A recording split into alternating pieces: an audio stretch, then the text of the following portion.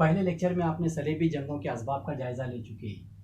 ویسے 9 صلیبی جنگیں لڑی گئی، پھر بھی صلیبی حملہ آوروں کو فتح نصیب نہیں ہوئی بلکہ ناکامی ہوئی۔ لیکن آج ہمیں اس بات کا جائزہ لینا ہے صلیبی حملہ آوروں کو ناکامی کیوں ہوئی۔ اس کے اسباب یہ ہیں کہ صلیبی حملہ آوروں کی ناکامی پوپ اور یورپی حکمرانوں کے رویے سے منسوب کیا جا سکتا ہے، کیونکہ انہوں نے ابتدائی طور پر ان جنگوں کو اپنے مفاد کے لیے شروع کیا تھا۔ اور دوسرا سبب یہ ہے کہ یورپ میں عام لوگوں کا یقین اٹھ چکا تھا، اس لیے ان کو اس بات کا اندازہ ہو چکا تھا کہ ان جنگوں میں ان کو کامیابی نصیب نہیں ہوگی۔ اور تیسرا سبب یہ تھا کہ پوپ اور یورپی حکمرانوں کے درمیان اختلاف پیدا ہو گیا۔ اختلاف کے لیے خیالات کا ٹکراؤ تھا پوپ اور یورپی حکمرانوں کا۔ اور چوتھا سبب یہ تھا کہ جرمنی کے بادشاہ اور پوپ کے درمیان تنازع پیدا ہو گیا، اس لیے کہ پوپ اور جرمنی کے بادشاہ کے خیالات ایک دوسرے کے برخلاف تھے۔ یہ پالیسی سمجھ میں آئی جرمنی کے بادشاہ کو، اس لیے آپس میں ٹکراؤ ہو گیا، تنازع ہو گیا۔ اس کے بعد پانچواں سبب یہ تھا، بیزانٹین کے بادشاہ نے یہ فیصلہ کیا کہ کسی بھی طرح کا ان جنگوں میں تعاون نہیں دینا، یعنی بیزانٹین کے بادشاہ کے عدم تعاون یہ بھی ایک سبب بن گیا۔ اس طرح سے یہ تمام اسباب صلیبی حملہ آوروں کے ناکامیابی کے لیے ذمہ دار تھے۔ اب دیکھیں گے صلیبی جنگوں کے نتائج۔ اسباب کا تو جائزہ لے چکے ہیں، اب نتائج کیا تھے وہ دیکھیں گے۔ صلیبی جنگوں کی وجہ سے یورپ میں جاگیردارانہ نظام کا خاتمہ ہو گیا۔ دوسرا اس میں یہ نتیجہ تھا کہ عام لوگوں کا پوپ پر سے یقین اور اعتماد اٹھ چکا تھا، اس لیے لوگوں کو اس بات کا علم ہو چکا تھا کہ پوپ اپنے مفاد کے لیے لوگوں کو من گھڑت کہانی سنا رہا ہے۔ جیسے اس نے اس سے پہلے کہا تھا کہ جو لوگ ان جنگوں میں حصہ لیں گے، لڑیں گے، ان کے تمام گناہ معاف کر دیے جائیں گے اور وہ جنت میں فوراً ہی داخل ہو جائیں گے۔ لیکن لوگوں کو اس بات کا علم ہو چکا تھا کہ پوپ جو کچھ کہہ رہا ہے وہ غلط ہے، اس پر سے ان کا یقین اٹھ چکا تھا اور لوگ پسمت ہو گئے تھے۔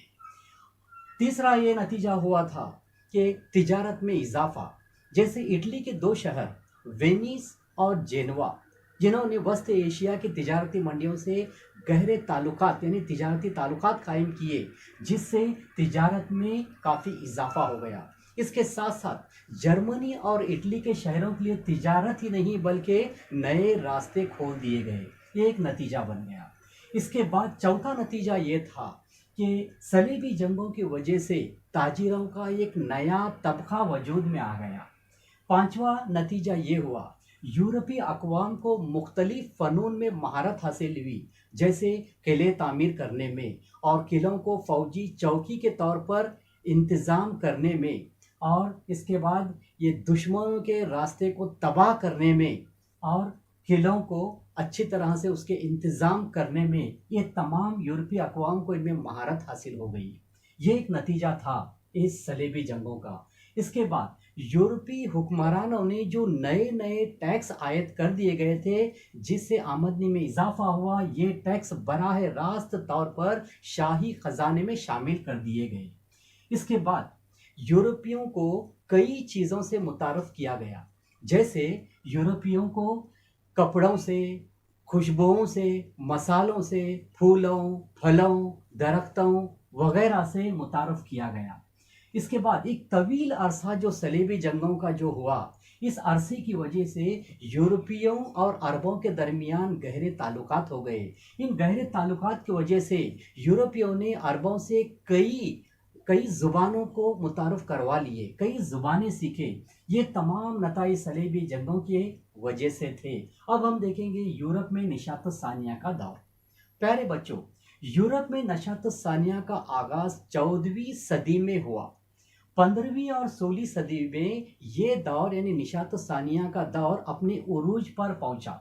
یہ تینوں صدیاں، 14ویں صدی، 15ویں صدی، 16ویں صدی، یہ تینوں صدیوں نے اقلیت پسندی اور سائنس پر مبنی ایک ابتدائی ثقافت کا مرحلہ اس کو ثابت کیا، اور یہ دور انسانی عقل، ذہانت اور طرز زندگی کو ایک نیا ڈائریکشن دے دیا، ایک نیا سمت دے دیا۔ لوگوں نے کائنات کو سائنسی نقطہ نظر سے سمجھنے کی کوشش کیے اور لوگوں نے ڈرامے، افسانے اور شاعری وغیرہ لکھنا شروع کر دیے۔ لوگ کائنات کا وجود، خالق، مخلوق وغیرہ کے بارے میں فکر کرنا شروع کر دیے۔ اس طرز فکر کو انسانیت یا انسانیت پسندی یا انسانی دوستی کہا جاتا ہے۔ یورپ کے حکمرانوں نے بہادر سمندری مسافروں کی حوصلہ افزائی کی تاکہ وہ دور دراز کے زمینوں کا پتہ لگائے۔ بہادر سمندری مسافروں نے دور دراز کے زمینوں سے پھول، پھل، پودے، درخت اور کئی قسم کے مختلف قسم کے انواع ہے نا اس کا انہوں نے ان کی معلومات حاصل کی۔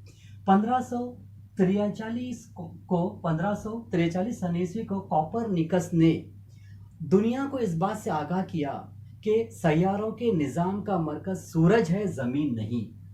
1609 عیسوی میں گیلیلیو نے ایک جدید ترین دوربین تیار کیا۔ 1440 میں جوہانس گٹنبرگ نے جرمنی میں پہلا چھاپا خانہ جاری کیا۔ 1451 عیسوی میں اٹلی میں پہلا چھاپا خانہ جاری ہوا۔ اس نشاط الثانیہ کے اس دور میں چھپائی کی ایجاد ایک بہترین تحفہ ہے۔ 18ویں صدی میں جدید یونیورسٹیاں وجود میں آئی۔